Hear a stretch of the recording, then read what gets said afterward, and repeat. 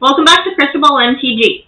Today, we're going to do our first deck building guide for the channel, and we've got cards in 2 Strixhaven full Mages Set booster boxes, 2 Fat Packs, and 5 pre-release packs that we're going to sort through and then demonstrate how to build 2 Witherbloom decks with varying themes and mechanics. So the first thing we like to do when building a new deck is sort out the cards by color, then into stacks of creatures, instants, and sorceries with a separate stack of artifacts to the side. So as y'all can see here, we have our green creatures, our green instants, green sorceries, and then because Strixhaven does have the lessons, I did keep those into a separate stack there. And then to the side, we have our colorless lessons. In this row, I have black creatures, instant sorceries. We did happen to be lucky enough to open a planeswalker. And then here are the lessons. And then here I do have a stack of pest tokens also. And then down at the bottom, we have our multicolored creatures, instants, and sorceries, then the lessons, and then a stack of artifacts to the side too. Since we're only building with black and green, we did decide to only pull in organized cards from those 2 colors as well as the artifacts, even though we typically don't tend to build decks with artifacts that often. But we did want to pull them out just to show that it is available to build with the synergies. After looking through all the cards, the pest mechanic really interested me, so I went through and pulled out all the cards that had abilities that created pest tokens.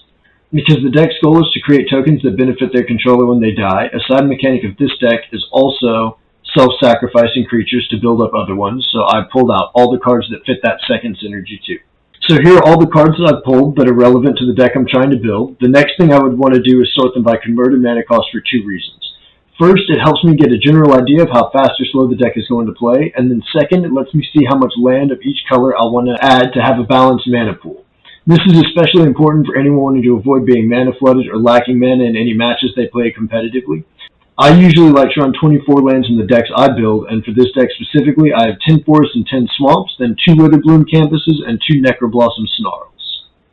The cards in this deck that focus on the main theme of creating pest tokens are the playset of Hunt for Specimens, which is great because not only do I get to make a token, but I also get to search my sideboard for a lesson card to put in my hand. Then there are 2 Callous Blood Mages, which allows me to choose one of 3 into the battlefield effects. The first lets me exile a target player's graveyard, which is probably the least desirable of the 3 in my opinion. Next is the choice of drawing a card at the cost of a life. Again, I personally don't like having to take damage in order to gain a benefit from a card, so this probably wouldn't fit my playstyle very well. And then last is the choice of getting to create a pest token, which in regards to the synergy of this deck is going to be the best choice. I have another playset of Professor of Zoomancy, which creates a pest token as it enters the battlefield, similarly to Callous Blood Mage. And then our last playset is Pest Summonings, a lesson sorcery that gives me 2 pest tokens for 3 mana. And finally, the last card that fits the synergy of pest tokens is Bellajo's Witherbloom, which creates a pest token at the beginning of each player's upkeep. In regards to the second-hand self-sacrifice synergy of the deck, I have 3 Bayou Groffs, which can come into play as a 5/4 for 2 mana if I have a pest to sacrifice as an additional cost to play it. Next are 2 Novice Dissectors, which lets me pay 1 and sacrifice a pest to put a +1/+1 counter on any creature I control. Then I have a pair of Dina Soul Steeper, which kind of create a combo within 1 card. Just like with Novice Dissectors, by paying 1 mana and sacrificing a pest, it makes Nina a 2/3 until end of turn and takes 1 life from my opponent when I gain the life from the sacrificed pest. Then I have 3 Daemogoth Woe Eaters, which do force me to sacrifice a creature at the beginning of each upkeep. If I can't or just don't want to, however, I do get to draw a card and gain 2 life while my opponent is forced to choose a card to discard. Next is a playset of Deadly Brew, which lets me sacrifice a pest to bring a card back from the graveyard to my hand. The last card of my self-sacrifice synergy is Daemogoth Titan, which forces me to sacrifice a pest each time it attacks or blocks, but does attack for 11 each turn. There's also a playset of cards that sit in the middle of each theme.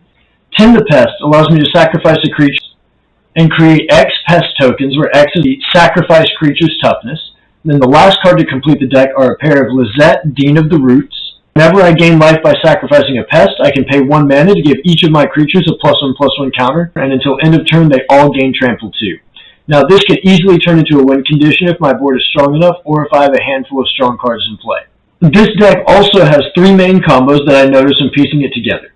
The first has to be done with both Lizette, Dean of the Root, and Novice Dissector in play. By paying 1 and sacrificing a pest to activate Novice Dissector's ability, I get to put a +1/+1 counter on any creature, then pay an additional 1 to activate Lizette's ability, and give all my creatures a +1/+1 counter and trample until end of turn. As I mentioned earlier, this is a really simple combo that could easily win the game the turn it's used if I have the right things in play. The second combo involves using Bellados Witherbloom's upkeep effect of creating pests to sustain Daemogoth Woe-Eater's own upkeep effect. By using the pest token created by Bellados Witherbloom as fodder for Daemogoth, it's a guarantee to have him on the board for at least as long as Bellados is in play. The third and final combo is this deck's only 3-card combo.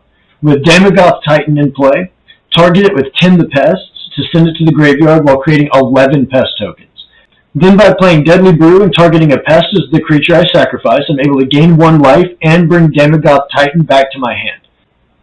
By the time he is back in play and able to attack, enough pests may still be in play to guarantee him another 8 attacks at least. One flaw to note about this deck is that it has very little defense against flying, so I do recommend having some kind of sideboard containing cards like Tangle Trap, which deals 5 damage to target creature with flying, or Mage Hunter's Onslaught or Mortality Spear, which would let me outright destroy any creature of my choice. Another alternative is Big Play, which buffs a creature and gives it reach until end of turn, or creatures like Master Symmetrist or Spectre of the Fens that have reach or flying already. Mage Duel is also a good sideboard choice to destroy flyers by fighting them with grid creatures like Daemogoth or Daemogoth Titan. It may also be a good idea to throw in cards that allow drawing extra cards per turn like Warrior's Lesson, Charge Through, or even Professor Onyx if the decks can withstand taking damage to gain a benefit, just in case the deck seems to play a little slow if paired up against an aggro deck. So that concludes our pest token deck building tutorial and deck tech, so I'm going to pass the second deck building option to Desiree. This deck is a life game deck with an alternative theme of +1/+1 counter buff, inspired by the typical tournament build of 36 cards, compiled of 9 play sets. Not to say that this deck is good enough to play in competition in tournaments. Unfortunately, because of COVID, we haven't been able to test any of our decks in actual competition. The creatures of this deck are playset of Springmane Servant, a 3-drop 3/2 for 3 that would give me 2 life when it enters the battlefield. Next is Honor Troll. This creature is a huge asset to have in play because it already has Vigilance, and every time I would gain life, Honor Troll's ability would allow me to gain an extra life. Then, when I'm over 25 life, which, if the deck plays as we hoped it does, shouldn't take more than a few turns, it gets +2/+1 until my life total drops below 25. Smoldering Karok is a 3/3 with Trample and Lifelink for a Swamp, a Forest, and 2 generic mana. Blood Researcher is a 2/2 with Menace that gains a +1/+1 counter every time I gain life, which will hopefully be happening often. Blood Researcher's ability pairs really well with Smoldering Karok, which I'll elaborate a bit more when I talk about the combos this deck can produce. The last creature is Promising Duskmage, which can let me draw a card if I manage to get a +1/+1 counter on it. The deck's first instant is Infused with Vitality, which gives a creature of my choice Death Touch. If or when that creature dies, instead of going to the graveyard, I can return it to the battlefield tapped. On top of that, I also get to gain 2 life, which can trigger a few creature abilities. Cram Session gives me 4 life and lets me search my sideboard for a lesson card to place directly into my hand. Fortifying Draught gives me 2 life, then gives a creature of my choice +X/+X, where X is the amount of life I gained the turn it's played, which can build a creature into a possible game-winning threat if a big enough creature is left unblocked and enough life has been gained in the turn. The last card in the deck is Essence Infusion. It lets me put 2 +1/+1 counters on a creature I control, then that same creature gains lifelink until the end of the turn. The first combo I noticed in this deck can be used when Promising Duskmage is in play. By casting Essence Infusion and targeting Promising Duskmage, it will gain the counters necessary to let me draw a card if it does happen to die after it gets the 2 +1/+1 counters. Another way to buff Promising Duskmage requires having Expanded Anatomy in my sideboard. After learning with Cram Session, I would place Expanded Anatomy in my hand, target Promising Duskmage with its ability to buff it with the 2 counters. The second is less of a combo and more of an overall benefits of building the deck with a specific synergy in mind. With Blood Researcher in play, attacking with Smoldering Karok would give Blood Researcher a +1/+1 counter each time it attacks. A similar effect also occurs when playing Springmane Servant while Blood Researcher is on the battlefield. Because I gain 2 life when Springmane Servant enters play, Blood Researcher would receive a boost in power and toughness. This combo is further boosted if I happen to be sitting on a Fortifying Draught when I draw into a Springmane Servant, since Fortifying Draught gives a creature +1/+1 for each point of life I gained in the turn. With Blood Researcher's Menace ability, I would recommend buffing it as much as possible before attacking. That way I can kill both creatures used to block it while also surviving the attack. Blood Researcher also has a minor combo activated by Infuse with Vitality. By targeting it with Infuse with Vitality, Blood Researcher can potentially kill 2 of my opponent's creatures by gaining Death Touch, then return to the battlefield tapped with an additional +1 counter from the life I was able to gain from the instant's final ability. Honor Troll shares a similar synergy with Cram Session. With Honor Troll in play, Cram Session will allow me to gain 5 life instead of 4 due to Honor Troll's ability. Then, I'm also able to search my sideboard for a lesson card that can further buff my creatures or life total depending on how the game is going. Just like with the Springmane Servant Blood Researcher synergy, Cram Session can also be played with Fortifying Draught, targeting Honor Troll in the same turn to take it from a 2-3 to a minimum of 9-10.